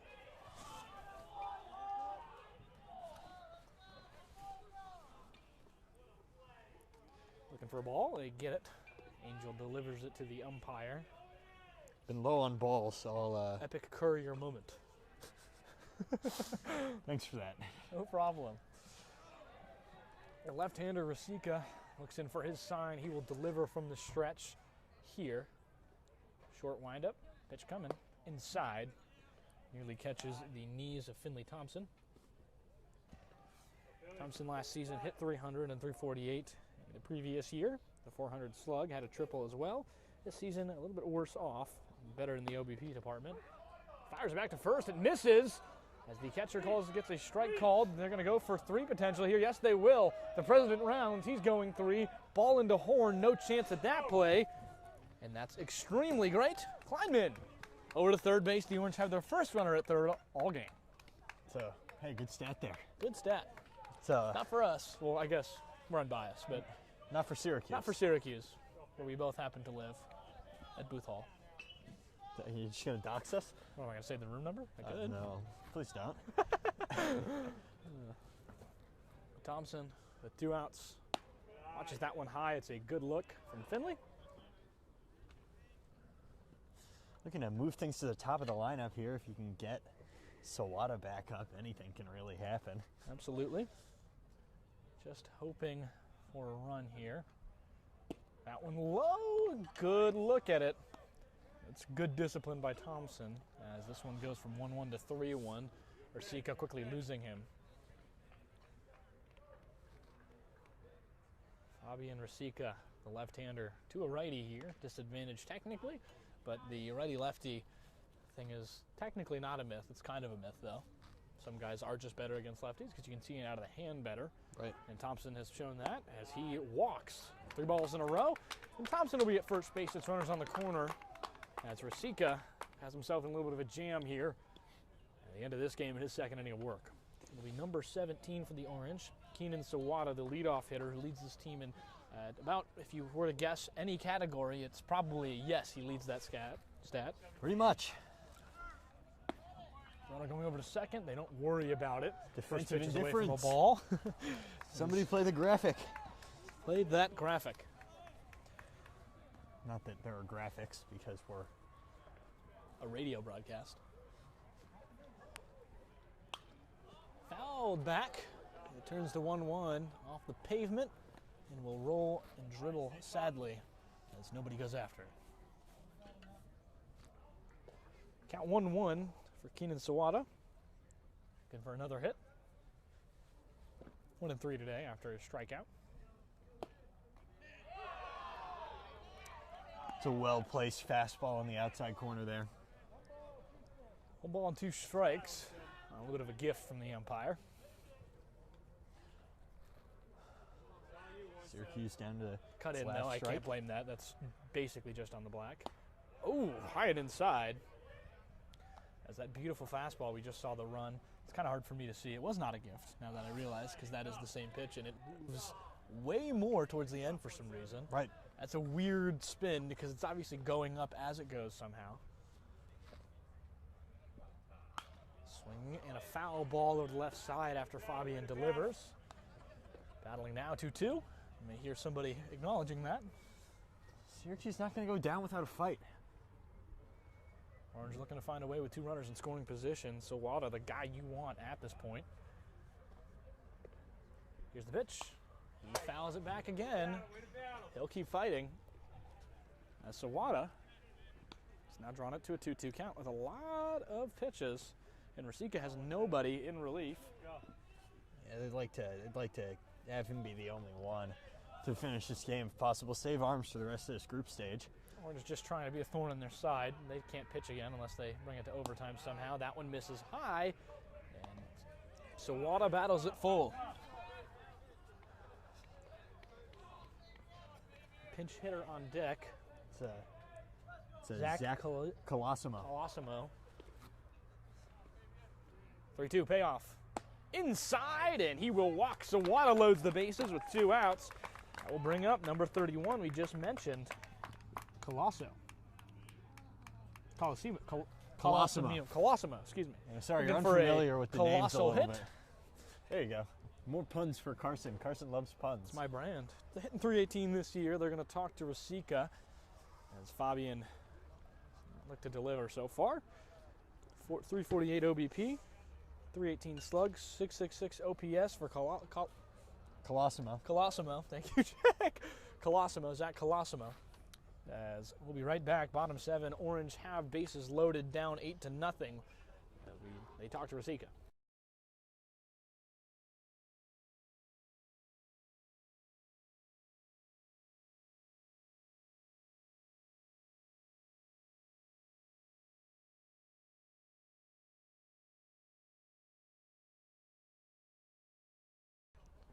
It's a Midwest summer here at 35 degrees. Midwest people, when it's time to talk about how the weather is at random points in the year. You don't get small dog watches, small dog blow away watches at 40-mile-an-hour winds last week. Yes, I keep up with the weather. That's a low outside ball that Colosimo looks in a way. It's called a strike. Or, excuse me, yes. I knew that, to be honest. I just said it wrong. 1-1 now as Colosimo watches one inside. Rasika looking to get it back. Last year, 17 ABs, hit 471, 526 OBP, and a 529 slug with 1 double. Zach Colosimo standing in against Rasika, the lefty to righty. That's high and away, 2-1. He walks, he brings in the runner from third, El Presidente. Precisely. Or Shane Kleiman. His less cool name. Or his actual name. Equally as cool in my mind. Colosimo. 2-2, lined on the ground into left. It's going to bring in a runner. Orange won't get aggressive, and it'll be the first plated runner for the Syracuse Orange. 8-1, bases loaded, and it is now Jack Corrado. We got confirmation his parents did bring us the blanket. Yes, and they were very, very kind to do that. And if there's anybody you want up in this situation with a chance to park one somewhere, it's Jack Corrado. Well, in right field, there is a play place park. Oh. Let's see what Corrado does. There's nobody out there, though. It's Rasika, lefty on lefty. That one outside. Excuse me. It's a strike. Syracuse dugout got loud for that one. They didn't love that call. That paints the black. It's just barely nets the zone in that 3D portion. That is a pop-up back. Will nearly strike us. May have heard that bounce. I probably could have gone and made a play on that, but it would have blown my hands off. You probably would have dropped back and run directly into the bleacher. That's and also fallen true. over comically, which to get a video aspect would have been great. 0-2. High fly ball, right field. Under it is Schiavone. It's gone! No, it's not. It's off the wall. Schiavone thinks it's gone. Gonna go towards second. Runner coming. Back at home. Angel with the plate and missed the ball. As it's all 3 runners brought in. 8-4 Orange on the back of Corrado. I think it goes out. It misses the lights. And it is now a base clearing double. That's exactly the type of person you want up in that situation. Jack Corrado has no quit. Schiavone just kind of stood there and watched it. He hit off the base of the wall. He thought it was gone. He threw his glove up like he thought it was gone. Syracuse now within striking distance, Carson. That's a bad beat because that one was way over the lights, And it's one of those situations where it's like, well, that's just nothing coming at me. I have no idea where this ball is. That's a very common problem in these kind of parks where the lights are a little bit lower, as you get guys, adults, who are able to smash that ball higher than the lights go. Rosica now have given up 4 runs this inning. As Corrado, not the running threat, but still willing to make it scary. No stolen bases last season, had his first earlier in this year. I really thought that was gone. I really did as well. He got a hold of that. You grabbed me. You were so excited. I was very excited. Orange would tie the game if they brought everyone back in, but it's 8-4. It's a good run differential. Now -4 for the Orange. Still 2 outs. Did not get a run before the 2-out mark. Somebody's warming over in the Marist pen. That makes sense. Rosica giving up 4 runs. That's a foul ball and nearly caught by Raider at first. Bounces away. Oh, they're selling T-shirts now, Carson. In case you're interested. You were talking about maybe getting a SUNY Cortland hoodie. Look, the Red Dragons. Cool logo. The Red Dragons logo is cool. I completely 2023 agree. D3 football champions. Interesting. Rosica, the lefty, to the righty. Fouled back again. This time it goes off the fence. Still fighting is Oliver Green. 6'1" sophomore from New York City. It tends to play catcher. He's DHing right now, though. Green standing in. Rosica to the Orange. In there, strike 3 goes down the middle. And your final score of the night will be 8-4. The Marist Red Foxes conquer the Orange. Number 7 team in the nation kind of thwarts a 4-run outing from the Orange in the bottom of the 7th. But that's going to do it for today's game. Yeah, I've been Jack Elliott. That's Carson Cass. I'll be back here tomorrow. We have at 10 a.m. we have Syracuse versus Temple, and then back at 3:30 we have Syracuse versus Millersville. Going to finish out group stage. Syracuse realistically needs to win both of those in order to advance to the finals on Sunday morning. But yeah, we'll see you back tomorrow. Thank you very much for watching. This has been all from the Syracuse Club Baseball channel. Check the streams out tomorrow. Plenty going on in this club baseball world, and the Orange look to advance past 2 more teams. We'll be right back tomorrow.